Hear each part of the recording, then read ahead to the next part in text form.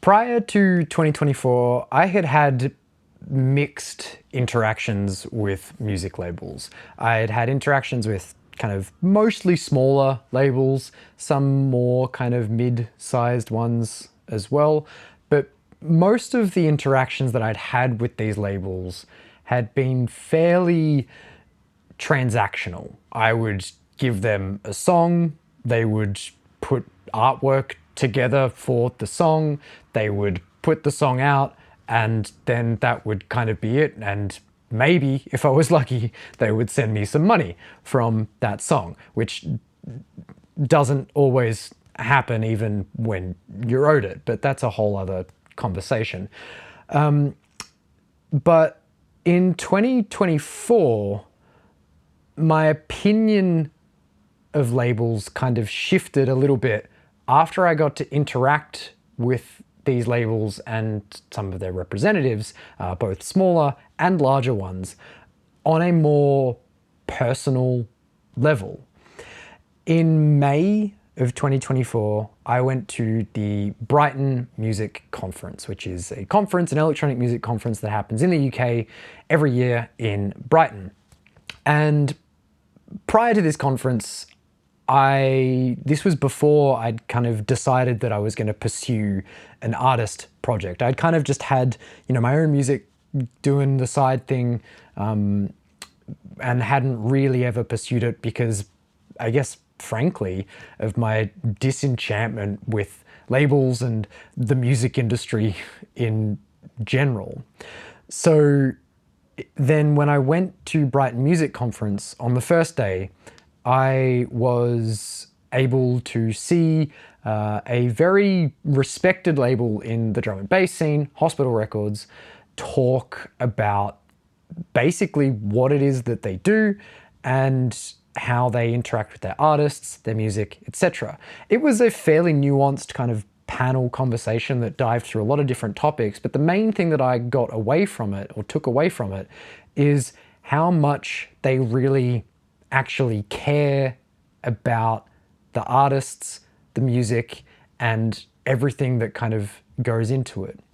And this experience, just seeing this, made me kind of realize that not all labels are equal.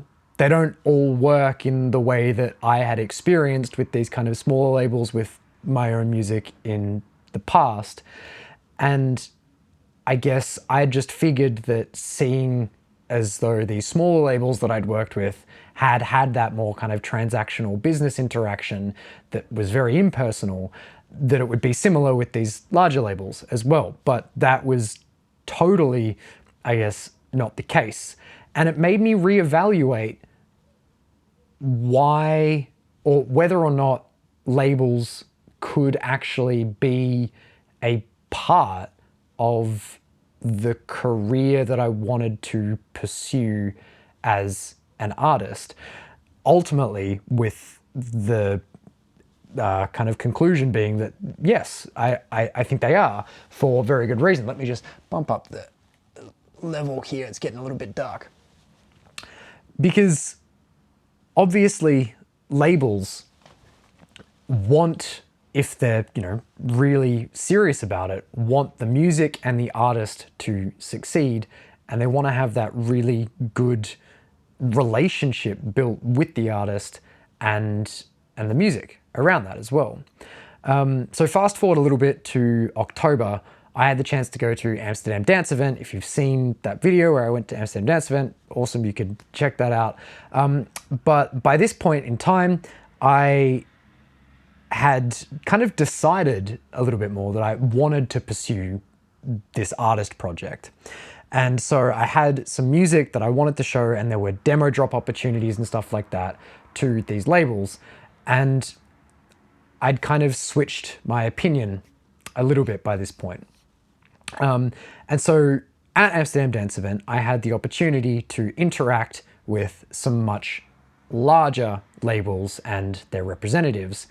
And it was really eye-opening and really cool to see that same experience that I'd had kind of seeing and interacting with hospital records reflected in some even arguably larger labels like Monster Cat and Armada, just to kind of name two that I interacted with at Amsterdam Dance Event.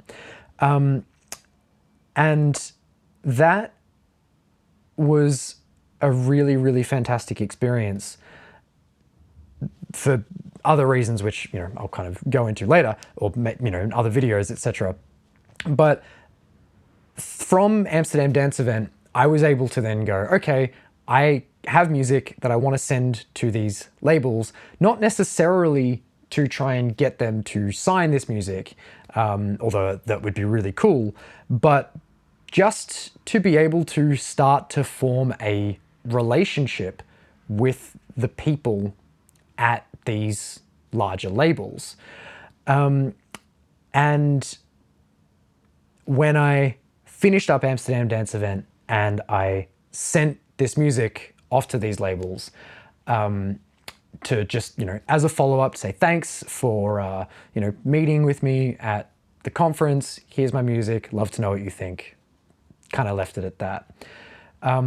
And then I had a very similar experience to what I've had previously with larger labels, which was absolute silence for a while. And that's kind of disheartening, right? When you have a experience that you have with someone on, this personal face-to-face level that then isn't reflected digitally. That was until weeks go by after a few follow-ups, or after just one or two follow-ups, and one of the labels gets back to me. And they're like, yep, this is really cool music, awesome, keep going, etc. And I was like, oh, that's a really nice kind of uplifting experience to have. And then that first one was, hearing back from Monster Cat. And then secondly was waiting to hear back from this representative from Armada Music who I'd had the chance to talk to. And that took until January to hear back from earlier this month, from October to January, to hear back from the person that I'd had interactions with at Armada. And I'd followed up, I think, twice for this, but the response that I got from him was really, really incredibly positive. And it's kind of just goes to show that if someone really does like your music in these situations, like with these bigger labels, they will get back to you. It might take them weeks or months, but they absolutely will get back to you. And to me, this was really affirming that it, wasn't super disheartening to have these people not get back to me because they didn't like my music or whatever, and maybe they were just being nice in person. But no, actually, it's just these people are ridiculously, ridiculously busy, and they do genuinely care about the music and the people that they interact with, and they will get back to you, as so long as you yourself are just a genuinely nice person, you're respectful of their time, and you're just willing to be sincerely thankful that they are there to listen to your music and kind of give you the time of day to just listen to it.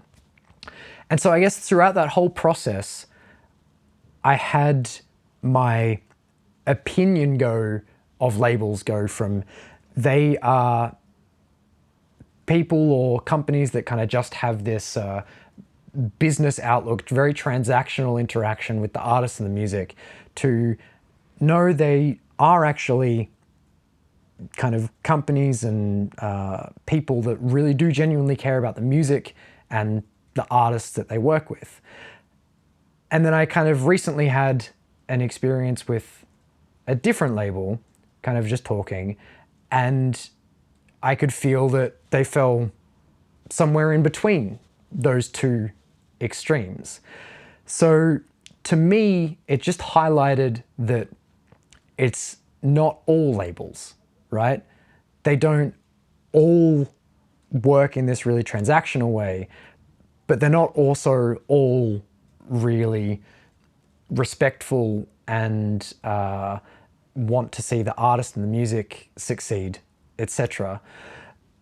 So I guess kind of where I'm going with this is that it's really worth it to try and expand your horizons when it comes to seeking out who to interact with in the music industry, and be willing to change your perspective on what you might have otherwise thought. I thought I was just going to self-release forever and be stuck in that kind of self-releasing thing, which is totally okay. But now that I've seen how these larger labels work, it's so much nicer to be able to see that somewhere where I could go is a place that I actually genuinely feel like I would be welcomed and want to be. That said, getting to those points is not easy. And having interacted with these larger labels, I do have some kind of words of wisdom, I suppose, if you too would like to be able to release on these larger labels. Unfortunately, and I've heard it from their own mouths, it is not just about the music, right? Yes, you can have absolutely the most amazing, best music in the world. I've had these larger labels say that they really like my music, but they won't release it because I don't have a following and I haven't built up an artist presence, etc., which is totally fair because I haven't yet, right? I just wanted to see that, well, see what they thought of the music. But it was really good to see, or to have kind of affirmed, I guess, that it is more than just the music, and that if you do want to try and be an artist, you do need to try and build up that presence yourself before you can start working with any of these larger labels in this more kind of business sense. And that kind of brings me to my next point, which is that in order to do this, you do kind of have to be your own number one fan. You do have to be able to vouch for yourself. You have to be able to be the kind of person who pushes your own music forward, who kind of screams your own name from the top of the rooftops, not in a narcissistic way, but in a way that is like, you really think what you're making is absolutely amazing and you want to share it with other people. And I think as long as you're respectful in that and you're not rude in trying to push it on people or share it with others, then you absolutely have the ability to go really far with what it is that you want to do. And that can go beyond music as well, that whole idea of being your own number one fan.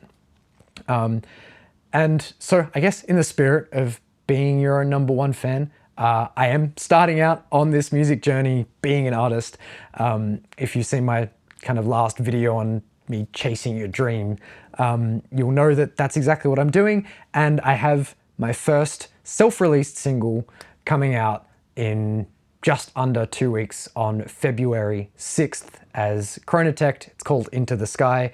If you would like to check it out, that would be awesome. You can head to chronotech.com to sign up for the mailing list and be notified when it's released. Or if you want to send me a message or email or something like that, I'm happy to share the music with you directly when it comes out. I'm small enough that I'm able to just directly message you if you would like to be notified when it comes out. But that's just a little bit of an example of me being my own number one fan. But I guess to wrap this all up, labels aren't all bad. In fact, they can be really, really genuine and nice people, although there are some that still will treat it as a business transaction.